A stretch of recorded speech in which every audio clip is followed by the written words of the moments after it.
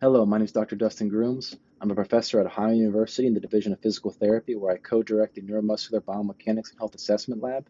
It's my pleasure to bring you part two of our two-part Journal of Athletic Training series, this one on the neuroplasticity of augmented neuromuscular training and improved injury risk biomechanics.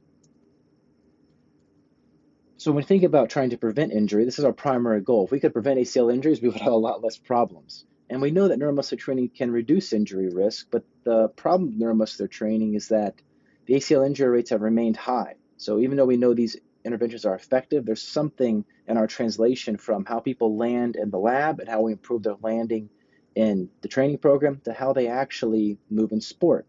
And so this leads us to this question, well, what are we missing in this translation? Why can't our programs have the impact we see on our clinical studies on the broader injury rate? So the purpose of this report was to explore, is it a potential lack of nervous system adaptations? Is there something we could identify in the brain that's maybe limiting this transition from how the training program works to how our athletes are moving on the field? And our hypothesis was that a specific neuroplasticity would be associated with training adaptations that may facilitate identification of neurotherapeutic targets and improve our injury prevention effectiveness. The study enrolled 20 female high school soccer athletes, and then we had 10 match controls that did no training.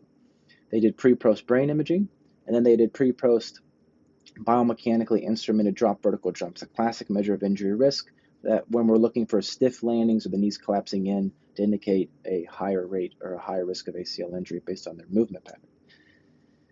So as you can see on the left is a low risk pattern, on the right a high risk pattern. And then they underwent 6 weeks of neuromuscular training. Now a key to this training, it was our traditional neuromuscular training of plyometrics strengthening, but it also had this unique motor learning element. This was a key thing that we think could augment prevention programs to make those movement patterns transfer to sport at a higher rate. And what this augmented biofeedback training incorporated was, instead of the athletes just doing their exercises with coach feedback on how they were moving, they were given very precise biomechanical feedback. And what they saw was they were told to keep a perfect rectangle. And they saw it either on a projector or through augmented reality goggles. And what was great is the athlete could do any exercise they wanted. In our case, we did a series of standardized squats and landings and lunges and different movements. And they don't know how this shape is deforming, but it'll deform based on injury risk movement patterns. So if the knees collapse in, the box collapses in. If they load one side or the other, the box shifts up. And all they know is maintain a perfect rectangle. And by the end of the training, they can't tell you how they're moving. They're just naturally learning to move with low injury risk, with good mechanics implicitly. So just like how you learn to ride a bike, it's very hard to describe. We're trying to essentially trick our patients, trick our athletes into learning how to move again with good mechanics, but they don't actually know. So we're hoping this can encourage a different neural activation strategy that'll make them more robust to sport when they suddenly can't focus on the knee joint like you can in normal injury prevention programs. And then once again, we would do a series of neuroimaging experiments where we had them do knee position control tasks and then more of a loaded knee force control task.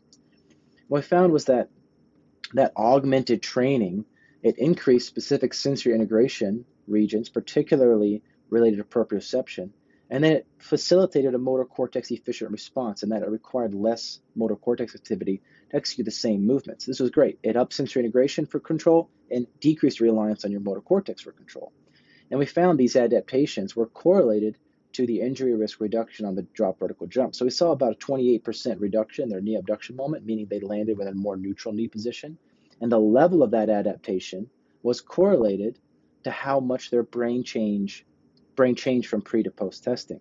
So the more efficient their motor cortex got, the better their landing was. The more sensory integration activity got, also the better landing pattern they had. So what we encourage clinicians to try to think about is, how do you increase this sort of sensory motor integration?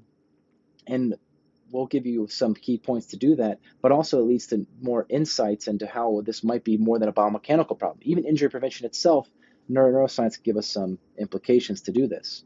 Now, obviously, you may not have that augmented reality system yet. Hopefully, it's coming soon. But what you can do is to encourage that implicit control of movement and increase that proprioceptive integration activity is simply to dual task your patients. If you can make it sport specific, that's even better. But putting their attention in the world and making them control their joints without their direct focus can be very impactful.